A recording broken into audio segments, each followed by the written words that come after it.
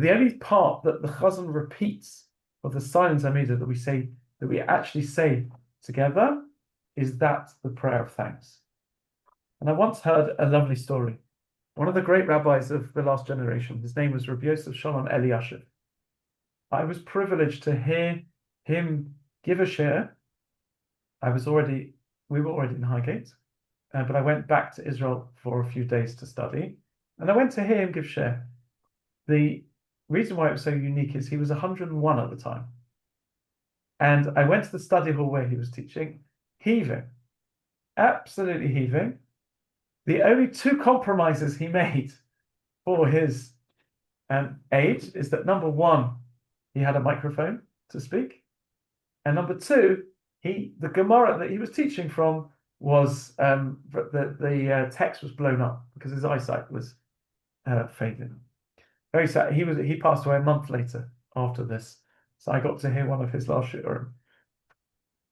A couple of years before that, he was in Shaarei Tzedek Hospital, where our oldest 4 children were born, and he had major surgery, and the surgeon who did the operation was American, whose Hebrew wasn't so great.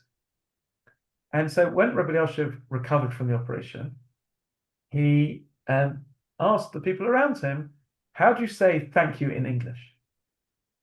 And they said, oh, don't worry about it, we'll say thank you for you. He says, no, I want to know how to say thank you. We'll say it in Hebrew. And I said, please teach me how to say thank you in English. So he practiced it a few times, got to say thank you. So when the doctor came in, he was able to say thank you in a language that the doctor could understand. And people asked him, why did you do that? Firstly, he would have understood had you said Toda Rabbah. Everybody understands Toda Rabbah. And second, if you wanted to say in English, one of us could have done it for you. And he said that we learn from the repetition of the Amidah is that you never allow someone else to say thank you on your behalf. So when we say that prayer of Moedim, we're saying thanks to Hashem. You can't let the Chazan do that for you. We've got to do it ourselves, because thanks should never be done through an agent, should always be done ourselves. As Rabbi Yosha said, so once that's the halacha, I want to say thank you. I want to say thank you in a way that's meaningful and that the doctor can understand it. And so he was particular to say thank you.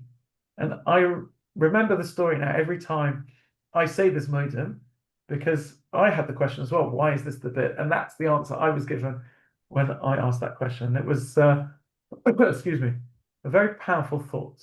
And if you don't remember anything, 2 things I want you to remember from this evening so far. Number 1, to read Rabbi Sachs's essay at the beginning of the Green Siddur, even if it means not listening to the next sermon you're in shul for. I give you special dispensation. And secondly, this principle that we don't say thank you through a third party. Thank you is always said directly. So, a challenge I have. We've said, or I've said so far, and you haven't challenged me, that the Amidah is split into 3 parts. The first part is we give praise. The second part is and once we've built up to understanding Hashem, then we say our requests. And the last part is the thank yous.